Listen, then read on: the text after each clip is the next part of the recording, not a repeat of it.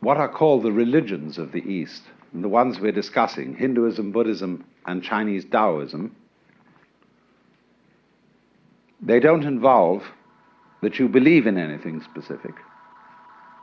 And they don't involve any idea of obedience to commandments from above.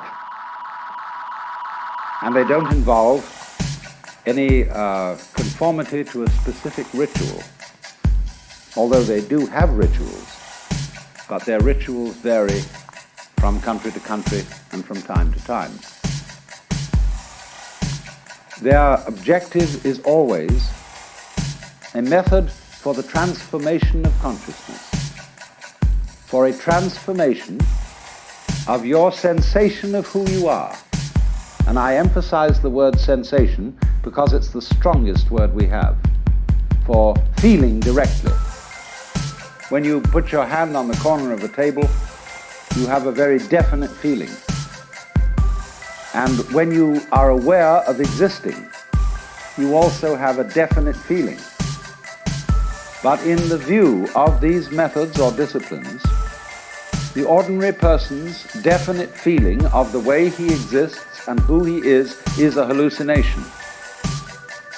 To feel yourself as a separate ego, a source of action and awareness that is entirely separate and independent from the rest of the world, somehow locked up inside a bag of skin, is seen as a hallucination. That you are not a stranger in the earth that comes into this world, but that you, in your fundamental existence, you are the total energy that constitutes this universe. Playing that it's you. Playing that it's this particular organism. And even playing that it's this particular person. Because the fundamental game of the world is a game of hide and seek. The colossal reality, the energy that is everything, that is a unitary energy, that is one, plays at being many, at manifesting itself in all these particulars that we call you and you and you and you and you and you and you and you and this and that and all around us. And it's fundamentally a game. It's the basis of Hinduism, of Buddhism, and of Taoism, this intuition. Now today we're going to talk about Buddhism.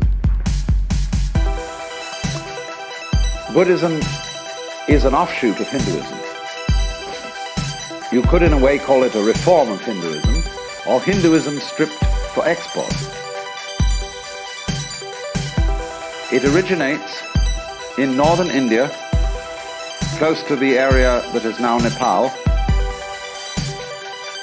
shortly after 600 BC. There was a young prince by the name of Gautama Siddhartha who became the man we call the Buddha. Now the word Buddha is not a proper name, it's a title. And it's based on the Sanskrit root Buddh, B-U-D-H, which means to be awake. And so you could say the Buddha is the man who woke up from the dream of life as we ordinarily take it to be, and found out who he was, who he is.